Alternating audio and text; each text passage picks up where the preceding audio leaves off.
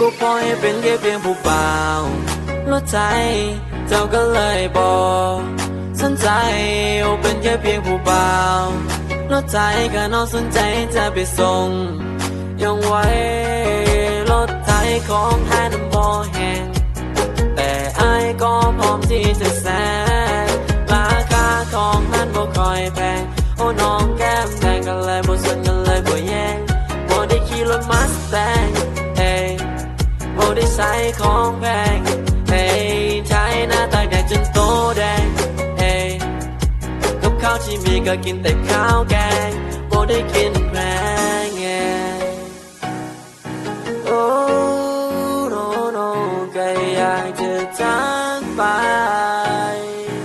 แต่เจ้าคงบ่สนใจรถไถของอ้ายนั้นบ่แพงแต่เฮ็ดจังไดรถไถของอ้ายนั้นป้ายแดงพอขี้ข้านผ่อนอ้ายเลยใจสุดด้วยใบแบงถ้ามาคุณเลือกส่วนเจ้าก็ไปเลยแก้มแดงโอ้แก้มแดงตกตอนแรงคอยว่าที่ทักแต่ว่าเจ้านั้นบ่สนใจโอ้ลืมไปว่าเจ้าบ่มาบอกว่าคอยมีเพียงรถไถพอมีเพียงรถไถไอ้ผิวดำบ่ได้ใส่คำบ่ได้ใส่ทองขี่รถไถเขาเก่าห่างๆเจอเลยบ่มองหักแทบตายสุดท้ายเขาเอาเจ้านั้นไปครองที่เหตุใดก็เพียงได้แต่นั่งมองก็ปล่อยเป็นแค่เพียงผู้เบารถไถเจ้าก็เลยบอกสนใจโอเป็นแค่เพียงผู้เบารถไถก็น้องสนใจจะไปส่งยังไว้ Let's go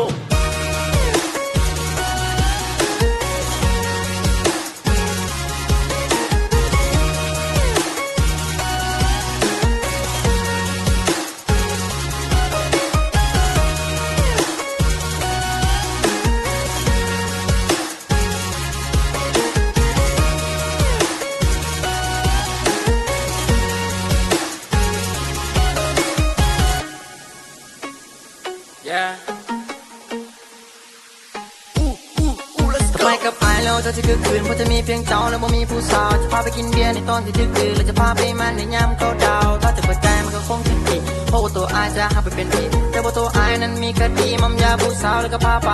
เย่ถึงนิสัยจะเป็นแบบนี้แต่ลึกๆไอน่ะเป็นคนดีแต่จะบ่ชนกันเลยเบบี้เจ้าคงบ่มักหน้าตาแบบนี้ยา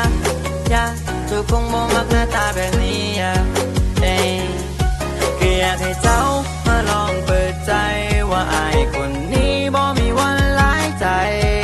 จังว่าอายหน้าตาจังให้แต่ว่าอายหักจริงและพร้อมดูแลหัวใจก็ปล่อยให้เป็นแค่เพียงผู้เบารถไถเจ้าก็เลยบอกสนใจโอเป็นแค่เพียงผู้เบารถไถก็น้องสนใจจะไปส่งยังไว้